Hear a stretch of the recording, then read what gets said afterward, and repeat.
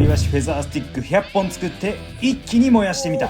割り箸の先端を羽のように削って作る割り箸フェザースティック。焚き火の着火に役立つこいつを100本一気に燃やしたらどうなるのかを検証。今回この検証のためにお邪魔したのは埼玉に新しくできたキャンプ場オフポイント。それではひたすら割り箸を削っていく。丸1日かけてついに100本の割り箸フェザースティック完成。火柱が天高く燃え上がるように100本の割り箸フェザースティックを高く高く積み上げていく。それでは緊張の一瞬、果たしてどうなるのか。